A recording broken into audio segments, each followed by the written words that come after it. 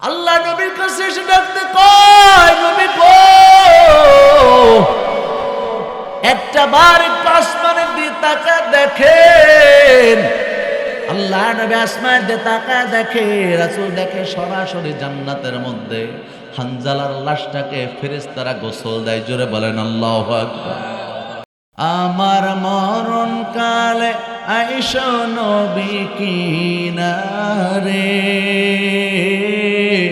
ও প্রাণের হাবিব গো, আমি নয়ন ভরে দেব শুধু তো ও মারে। কথা কন ঠিক না?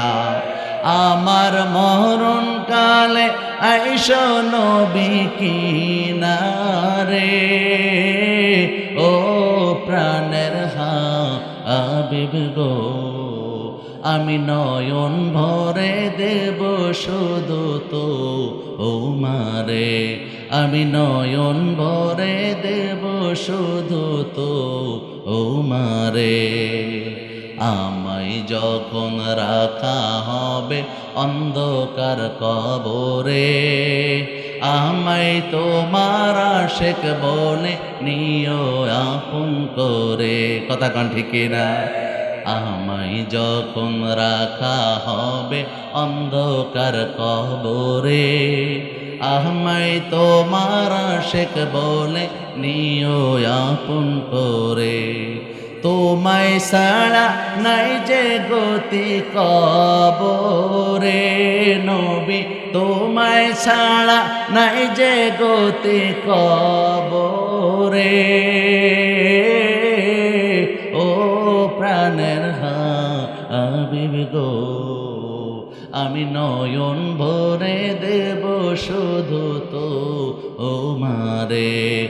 আমার মরণ কালে আইসো নবী কিনারে, ও প্রাণের হাবিব গো, আমি নয়ন ভরে দেব শুধু তো ও মারে।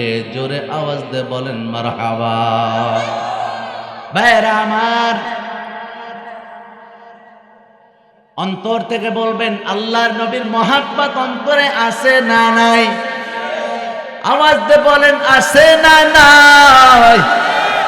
ও শেরপুরে মুসলমান গো, দিলটা লাগা দাও। আল্লাহর নবীর সাহাবী রাসূল আমার, উহুদের যুদ্ধ শেষ হয়ে গেছে, সমস্ত সাহাবীদের লাশগুলাকে এক করা হয়। সাহাবীদের লাশ যখন এক করা হয়, হানজালার স্ত্রী আসছে, ইয়া রাসূলুল্লাহ, ইয়া হাবিবাল্লাহ, আপনার সাহাবী হানজালা, যার ব্যাপারে আপনি রুখসুখ দিয়ে দিয়েছেন, আপনার সাহাবী সকালবেলা গোসল ফরজ ছিল, সবার লাশটা যদি গোসল দেওয়ার ব্যাপারে আপনি নিষেধ করেছেন। কারণ যারা শহীদ হয়, শহীদ হলে তাকে ওই অবস্থায় ওই কাপড়ই তাকে দাফন করা হয়। কারণ আল্লাহর কিয়ামতের ময়দানে, আল্লাহর আদালতে শহীদেরা এই রক্ত মাখা কাপড় নিয়ে উঠবে। জোরে বলেন আল্লাহু আকবার। এ মুসলমান ইমানদার, হানজালার ব্যাপারেও ঠিক একই কাজ করা হলো। এবার ভাইরা, হানজালার লাশটা খোঁজার জন্য আল্লাহ রাসূলের সাহাবীদেরকে লাগায় দিলেন। হানজালার স্ত্রী ডাকলেন, রাসূল আমার স্বামীটাকে গোসল দিয়ে দিবেন, কারণ আমি গতকাল তার বিবাহিত বা বিয়ে করা স্ত্রী, আমি আজকে একদিন রাত পার হয়েছে, আপনার সাহাবী চলে আসছে। আমি যখন বললাম, ও প্রাণের স্বামী গো, গোসলটা কইরা যাও, আমার স্বামী হানজালা ডাক দে কয়, ও স্ত্রী, কার জন্য আমি গোসল করব? ওই রাসূল তার নাই, আমার নবী চলে গেছে। যতক্ষণ পর্যন্ত আমার শরীরের মধ্যে এক ফোঁটা রক্ত থাকবে, আল্লাহর নবীর বিরুদ্ধে যারা অবস্থান করছে, কোরআনের বিরুদ্ধে যারা অবস্থান করেছে, এদেরকে বিদায় না করে বাড়িতে ফিরবো না। জোরে বলেন আল্লাহু আকবার। হানজালা শহীদ হয়ে গেছে। রাসূল সাহাবায়ে কেরামকে বললেন, লাশটা খোঁজো। সমস্ত সাহাবায়ে কেরাম লাশটা খুঁজে লাশ পাই না, পাওয়া যায় না।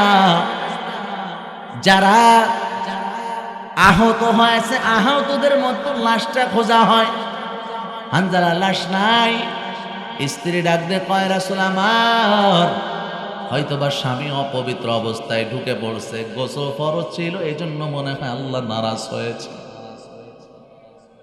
সাথে সাথে আর দেরি হয় নাই, জিবরাইল আমিন আল্লাহ নবীর কাছে এসে ডাকতে কয়, নবী গো,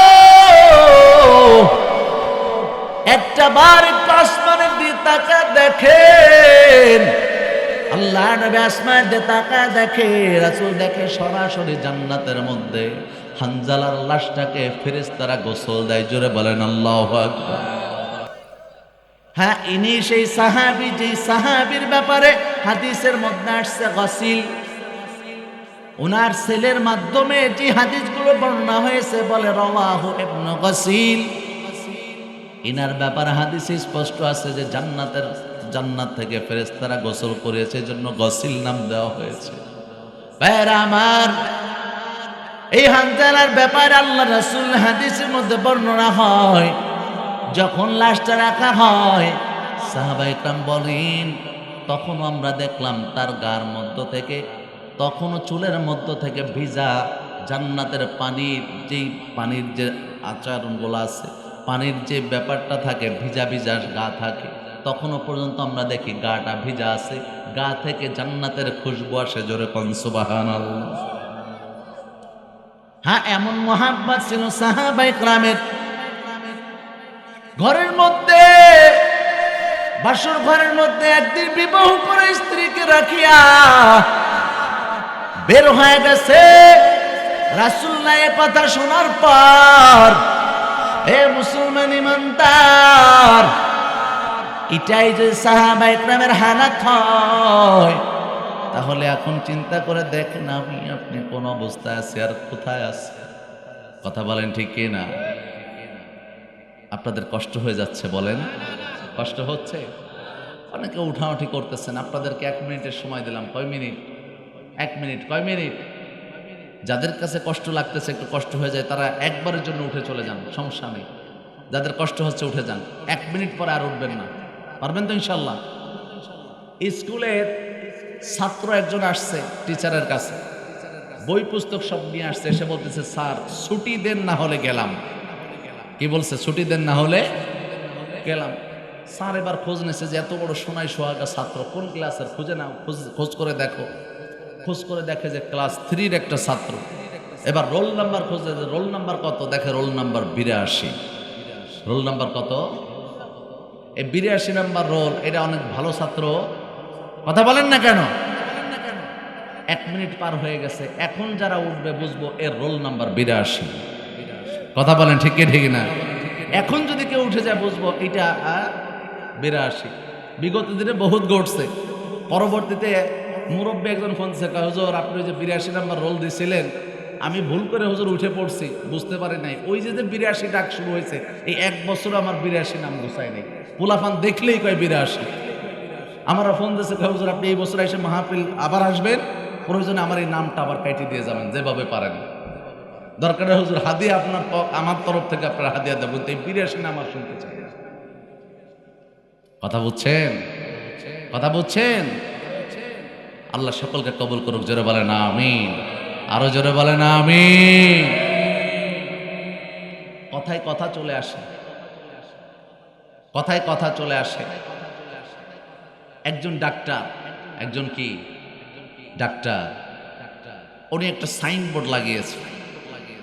ডাক্তার সাইনবোর্ডটা লাগাইছে, সাইনবোর্ড যেখানে সমস্ত ধরনের রোগের চিকিৎসা হয়। সমস্ত ধরনের রোগের কি হয়? চিকিৎসা হয়। ডাক্তারের ভিজিট 500 টাকা। কত? যদি রোগ সারতে না পারি তাহলে ফেরত দেব 1000। কত? সবাই জোরে বলতে হবে, কত? এখন যে ব্যক্তি এই অফারটা দিছে সে তো কিছুটা মেধাবী না হলে আর এটা দেয় নাই। এখন লোক একজন চিন্তা করছে, ফ্রিতে যদি 1000 টাকা কামানোই যায়, এটা তো ভালোই ব্যাপার, চলো। ফ্রিতে 1000 টাকা কামানোর লোভে উনি চলে গেছে। ডাক্তারের কাছে যেয়ে বলতেছে, ডাক্তার আমি তো সমস্যায় পড়ে গেছি। কি সমস্যায় পড়ছো? আমার সমস্যা একটা, আমার জিহ্বায় কোনো স্বাদ পায় না, আমার গালে কোনো জিনিসে কি পাই না, স্বাদ পাই না, মজা পাই না। ডাক্তার বলে তাহলে এটা খুবই তো বিপজ্জনক অবস্থা। ডাক্তার এবার বলতেছেন 3 নাম্বার তাকের 4 নাম্বার বক্স থেকে ওষুধটা বের করো। কম্পাউন্ডার যিনি আছে বের করছেন, উনি ওখান থেকে কিছু ওষুধ নিয়েছেন, জিহ্বার মধ্যে ছেড়ে দিয়েছেন। বলে কি অবস্থা বলো? গালের ছাড়ার সাথে সাথে বলছে মিয়া আপনি কি দিয়েছেন? এটা তো কিরোসিন তেল। কি বলছে? তাই দেখছেন আপনার জিহ্বার স্বাদ ফিরে চলে আসছে। টাকা বের করেন, 500 বের করেন। লোকটা পড়ছে বিপদে, তাই করলাম মনে বিপদে। 500 টাকা দিচ্ছে। এখন মনে মনে তো একটা রাগ আছে যে এই 500 টাকা কি করতে হবে, উঠানো লাগবো। উনি পরের দিন আবার আসছে, এসে বলতেছে ডাক্তার আমি আর এক বিপদে পড়ছি। তাই কি? আমি তো অসুস্থ হয়ে গেছি। কি অসুস্থ বলেন? বলে যে আজকের যে অসুস্থ এটা হলো আমার কিছু মনে থাকে না। আমার কি থাকে না? মনে থাকে না। ডাক্তার বলতেছে কিছুদিন আগে আমার এখানে আসছিলেন, মনে আছে? আমার কিছুই মনে নাই। আপনার সাথে আমার আগে কথা হয়েছিল, মনে আছে? আমার তাও মনে নেই। ডাক্তার বলতেছে ঠিক আছে বুঝছি, ট্রিটমেন্ট আর এক রকমের ট্রিটমেন্ট দিতে হবে। কম্পাউন্ডারকে বলতেছে কম্পাউন্ডার 3 নাম্বার তাকের 4 নাম্বার বক্সের ওষুধটা বাড়ানো। আর লোকটা ডাক দেখায় ওইটার মধ্যে তো কিরোসিন তেল। ওইটার মধ্যে কি? এই দেখেন দেখেন কি সুন্দর মেমোরি আবার কি হয়েছে, ফিরে চলে আসছে। বের করেন 500। অনেক সময় আমরা চিন্তা করি যে আমি অন্যকে বোকা বানাবো, কিন্তু বোকা নিজেও সেজে যেতে হয়। কথা বলেন ঠিক কিনা? ডাক্তারকে 500 টাকা দিয়েছে, 1000 গেছে, মনে মনে চিন্তা করতেছে ডাক্তার এই টাকা আমি না উঠায় আর ছাড়তেছি। 3 নাম্বার বার আসছে, এবার আইসে জিহ্বার স্বাদের কথাও বলে নাই, ভুলে গেছে তাও বলে নাই। বলছে এমন একটা কথা বলবো যে ডাক্তার আটকে যাবে, আজকে টাকা না দিয়ে পারবে না। উনি আসছে, এসে বলতেছে ডাক্তার সাহেব আজকে আমি ভালো একটা চোখে দেখতেছি না। কি দেখে না? চোখে দেখতেছেন, আমার চোখের ট্রিটমেন্ট দেন। উনি বিভিন্ন ওষুধ টষুধ খাওয়াইলেন, খাওয়ানোর পর দেখেন না আমি চোখে দেখি না। দেখেন তো এই যে হাতের পাঁচটা, আমি কিছুই দেখি না। মনে করেন তো আমার সাথে আমি তো কিছু দেখতেছি না, তাহলে আমি কেমনে কি করব? উনি দেখেও না দেখার ভান ধরতেছে। ডাক্তার বলতেছে আচ্ছা ঠিক আছে, তাহলে এখন কি আর করার, আমি তো ট্রিটমেন্ট দিতে পারলাম না, আমি হেরে গেলাম। 200 টাকার নোট একটা দিয়ে বলতেছে নেন আজকে যে 1000 টাকা নিয়ে চলে যান। এখন ওই লোকটা হাতে পাওয়ার সাথে বলে কি বলেন আপনি, এটা তো 200 টাকার নোট। ডাক্তার কয় দেখছেন চোখের জ্যোতি ফিরে আসছে, দেন পেমেন্ট ধরান 500। পেমেন্ট ধরান কি 500। লোকটা পড়ছে আরেক বিপদ, 1500 গেল, এখন কি করব? উনি চতুর্থবার চিন্তা করছে যে এই যে একটা সুযোগ, এই সুযোগ কাজে লাগাবো। যদি এইটা না লাগাইতে পারে তাহলে আর কোনো উপায় নাই। চতুর্থবার লোকটা আবার আসছে। লোকটা এসে বলতেছে ডাক্তার আমি আরেকটা বিপদে পড়ছি। কি বিপদ? বিপদটা হলো এটা, আমি যখন খাবার খাই, খাবার খাওয়ার পর আর ক্ষুধা লাগে না, আর যখন আমি ঘুমায় যাই, ঘুমাইলে আর চোখে দেখি না। এটা কোনো অসুস্থতা হলো? খাইলে ক্ষুধা লাগে না, ঘুমাইলে চোখে দেখে না। এটা তো স্বাভাবিক। আপনি যদি খানা খান ক্ষুধা লাগবে, যখন ঘুমাবেন চোখে আর দেখবেন, পড়ছেন তো বিপদে। এখন ডাক্তার চিন্তা করছে এই কথা বললে ডাক্তার আর কি বলবে? তো ডাক্তার তো তার চাইতে আরো বেশি ট্যালেন্ট। ডাক্তার এখন বলতেছে আপনার জন্য 2টা ওষুধ আছে। কয়টা ওষুধ? তবে এই 2টা ওষুধ 2টা বেলায় খেতে হবে। কয়টা বেলায়? 2টা বেলায়। পারবেন তো? উনি বলছে হ্যাঁ আমি পারবো। যদি না সারে দেখা যাক, আগে ট্রিটমেন্ট তো দেই। এখন ডাক্তার ওষুধ দিয়েছে, ওষুধ দিয়ে বলতেছে এই যে যে ওষুধটা আপনাকে দিলাম, আপনি যখন ঘুমিয়ে যাবেন, ঘুমিয়ে যাওয়ার 10 মিনিট পরে এটা খেতে হবে। ঘুমের মধ্যে ঘুমায় যাওয়ার 10 মিনিট পরে খেতে হবে। আর যখন ঘুম থেকে উঠবেন, ঘুম থেকে উঠার 10 মিনিট আগে এটা খেতে হবে। সম্ভব? সম্ভব? জোরে বলেন সম্ভব? অনেক সময় আমরা চিন্তা করি যে আমি নিজেই মনে হয় চালাক, কিন্তু বাহিরে যদি বের হওয়া হয় দেখা যাবে আমার চাইতেও বড় বড় চালাক আছে। কথা বলে ঠিক ঠিক না? দাদা এই বসে বসে পোতাকে জিজ্ঞাসা করতেছে, পোতারে এই জগতে এখন তো মনে হয় আমার চাইতে আর বৃদ্ধ নাই, আছে? পোতায় বলতেছে না দাদা আপনার বয়স তো 150 বছর হয়ে গেছে, আপনার চাইতে আর বৃদ্ধ থাকার কথা বের হয়েছে, চলো সফরে বের হন। কিছু দূর সফরে যাওয়ার পর মুরব্বীটা দেখে যে একটা বট গাছের নিচে একজন মুরব্বী বসে আছে। কি বসে আছে? মুরব্বী বসে আছে। পোতাকে ডাক দিয়ে বলতেছে পোতা তুই তো বললি যে আমার চাইতে আর কোনো বৃদ্ধ নাই, এই বট গাছের নিচে বসে বসে যে বৃদ্ধ কান্না করতেছে, এটা তো আমার চেয়েতেই বেশি বুড়া মনে হয়। মুরব্বী আগায় গেলেন, বৃদ্ধকে যায় জিজ্ঞাসা করতেছে, ভাই আপনি কান্না করতেছেন কেন? উনি বলতেছে, ভাই আমি কান্না করতেছি, আমার আব্বা আমাকে মারছে। আমার আব্বা আমাকে, নাতিকে ডাক দেখে, নাতি তুই কি করলি? এই বুড়াটাই তো আমার চাইতে বয়সে বেশি, এর বলে আবার আব্বাই তারে মারছে, তাহলে তো আর একটা বিপদ। উনি কয় নাতিকে জিজ্ঞাসা করবো কেন মারছে? আর নাতি কয় দাদা জিজ্ঞাসা করেই ফেলি। আবার দাদা কয় না, দেখা যাচ্ছে জিজ্ঞাসা করলাম এমন তথ্য বেরো আসলো যে কেয়ামত হয়ে গেল, আর এক বিপদ। নাতির আর দাদার জোড়াজুড়িতে জিজ্ঞাসা করেই ফেলছে যে কেন আপনাকে আপনার বাবা মারছে। এখন মুরব্বী বলতেছে, আমাকে আমার বাবা এজন্য মারছে, আমার দাদার অজুর পানি গরম করে দেয় না, এই জন্য আমার মারছে। আমার দাদার অজুর পানি গরম করে দেয় না, এই জন্য মারছে।